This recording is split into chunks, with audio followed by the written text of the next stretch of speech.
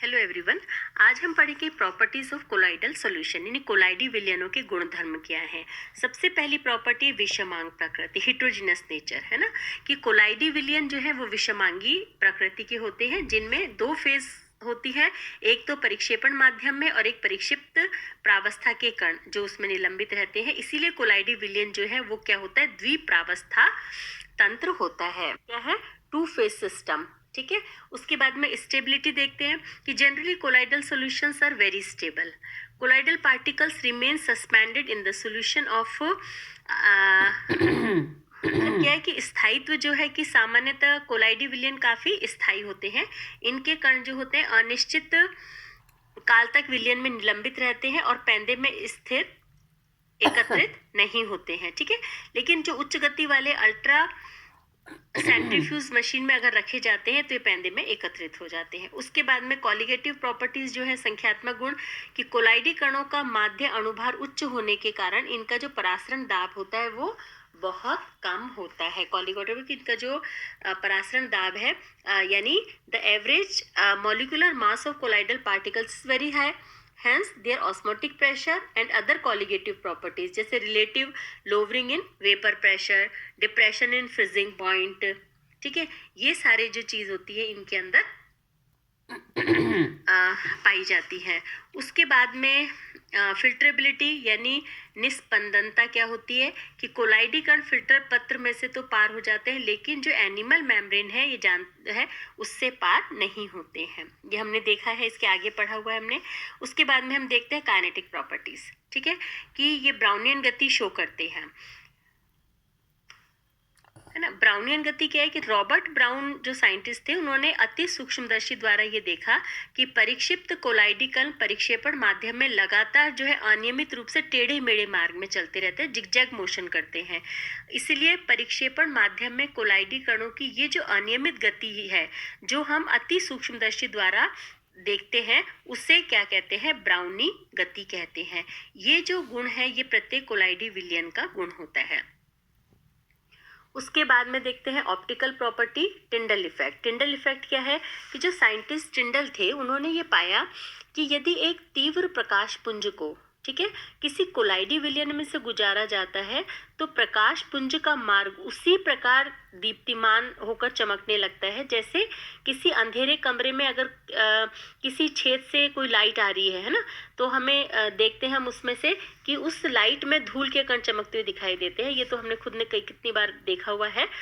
तो ये जो प्रेक्षण है वो टिंडल प्रभाव कहलाता है। ठीक है, और कोलाइडी विलयनों को वास्तविक विलयन से विभेद करने में भी ये उपयोगी है, क्योंकि यदि प्रकाश की किरण को किसी वास्तविक विलयन में से गुजारा जाता है तो वह उसमें से प्रवाहित हो जाती है और हमें नजर नहीं आती, यानी प्रकाश पुंज का मार्ग पूर्णतः अदृश्य रहता है। लेकिन अगर कोलाइडी सॉल्यूशन में से निकाला जाता है तो उसमें क्या है, वो प्रकाश पुंज हमें दिखाई देती है। तो इसे हम कहते हैं टिंडल प्रभाव। उसके बाद में इलेक्ट्रिकल प्रॉपर्टी के अंदर हम देखते हैं इलेक्ट्रोफोरेसिस यानी वैद्युत कण संचलन क्या होता है। कोलाइडी कण विद्युत आवेशित कण होते हैं। ठीक है, विद्युत क्षेत्र में ये कण क्या होंगे, विपरीत आवेशी इलेक्ट्रोडों की ओर अभिगमन करेंगे। अब विद्युत क्षेत्र के प्रभाव कोलाइडी कणों के एक इलेक्ट्रोड की ओर ये जो गमन हो रहा है इसे हम क्या कहते हैं, इलेक्ट्रोफोरेसिस यानी वैद्युत कण संचलन कहते हैं। ठीक है, जैसे इसके लिए हम लेते हैं, नेक्स्ट हम लेते हैं विद्युत परासरण यानी इलेक्ट्रोऑस्मोसिस क्या है, कि जो कोलाइडी विलयन में कोलाइडी कणों पर आवेश के जो इंडक्शन इफेक्ट के कारण से क्या होता है कि परिक्षेपण माध्यम के कणों पर भी आंशिक आवेश आ जाता है, लेकिन इनकी जो नेचर है वो कोलाइडी कणों पर उपस्थित आवेश के ठीक ऑपोजिट होती है। ठीक है, तो यदि वैद्युत कण संचलन प्रयोग में कोलाइड विलयनों से विद्युत धारा प्रवाहित करते समय एनिमल मेम्ब्रेन रखकर कोलाइडी कणों को विपरीत आवेशित इलेक्ट्रोड पर जाने से अगर रोका जाता है तो क्या होगा कि परिक्षेपण माध्यम यानी झिल्ली पार करके उपयुक्त दिशा में अभिगमन करने लगेगा। अब परिक्षेपण माध्यम के अभिगमन की दिशा कोलाइडी कणों के संचलन की दिशा से विपरीत हो जाएगी। तो ये क्रिया जो है वो क्या कहलाती है, विद्युत परासरण कहलाती है। परासरण से अभिप्राय क्या होता है कि संरत्न झिल्लियों में से द्रव का विसरण, यानी संरत्न झिल्ली मतलब कि झिल्ली में जो छेद है उनमें से द्रव का विसरण जो है वो, यानी विद्युत प्रवाह में कोलाइडी कणों को स्थिर रखने पर परिक्षेपण माध्यम का किसी इलेक्ट्रोड की ओर जांतव झिल्ली है ना, यानी एनिमल मेम्ब्रेन में से अभिगमन जो है वो इलेक्ट्रोऑस्मोसिस कहलाता है ना। Means moving of dispersion medium towards any one electrode under influence of electrical field through merchant paper or animal membrane is known as electroosmosis. Clear? Next हम लेते हैं कोलाइडी कणों पर आवेश यानी चार्ज ऑन कोलाइडल पार्टिकल्स। कोलाइडी कणों का एक विशिष्ट गुण है कि ये सदैव जो है आवेशित रहते हैं, चार्ज रहते हैं। कोलाइडी कण पर धन आवेश अथवा ऋण आवेश होता है, कोई सा भी आवेश हो सकता है, परंतु 1 विलयन में कोलाइडी कणों पर आवेश जो है वो समान होगा। जैसे अगर फेरिक हाइड्रोक्साइड सॉल्ट में कोलाइडी कणों पर जो है वो धनावेश होता है, और इसी प्रकार जो आर्सेनियस सल्फाइड सॉल्ट है उसमें ऋण आवेश होता है।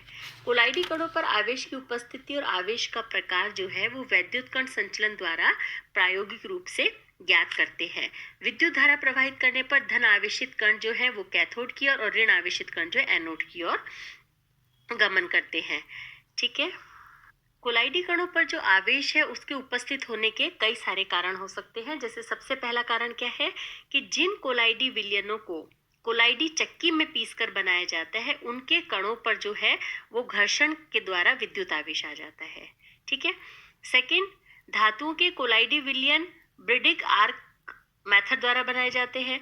इलेक्ट्रॉन आधिक्य में ग्रहण करने के कारण सामान्यतः कोलाइडी कणों पर इन पे क्या होगा, नेगेटिव चार्ज आ जाएगा। ठीक है।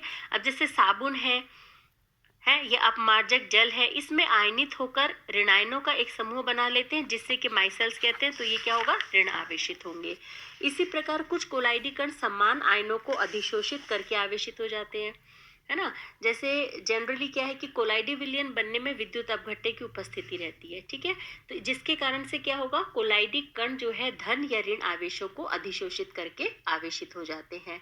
अब कोलाइडी कणों पर एक परत अधिशोषित आयनों की होती है जिससे हम क्या कहते हैं, फिक्स्ड लेयर कहते हैं। देखो जैसे इसके अंदर दिखा रखा है, ये है, इसमें ये जो है फिक्स्ड लेयर है, जबकि दूसरी जो लेयर है वो विपरीत आवेशी कणों की होगी जो कि माध्यम में विस्तृत रहती है, जिससे हम क्या कहते हैं, डिफ्यूज्ड लेयर कहते हैं। जहां पर ये है, ये आपके डिफ्यूज्ड लेयर है ना।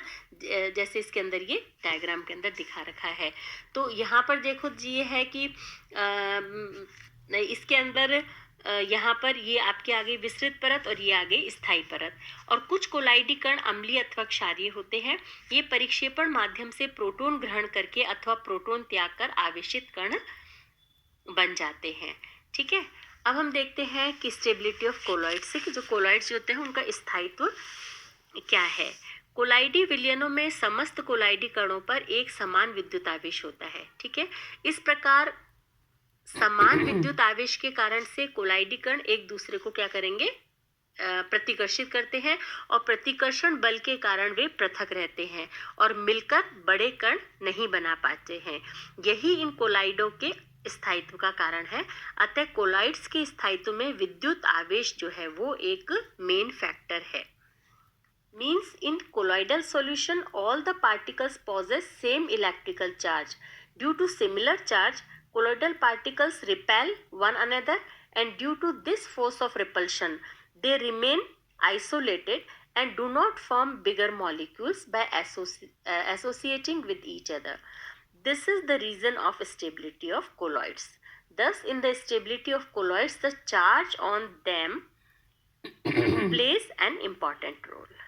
If by any means charge on the colloids is neutralized, the stability of colloids becomes very low and the colloidal particles may get associated, है ना। यानी किसी भी प्रक्रिया के द्वारा यदि इन कणों पर उपस्थित जो आवेश है इसको समाप्त कर दें तो क्या होगा, कोलाइडी विलयनों का स्थायित्व जो है वो बहुत कम हो जाएगा, और ये क्रिया कणों पर से आवेश समाप्त होने से विभिन्न कणों के परस्पर संयोजन से प्राप्त होती है।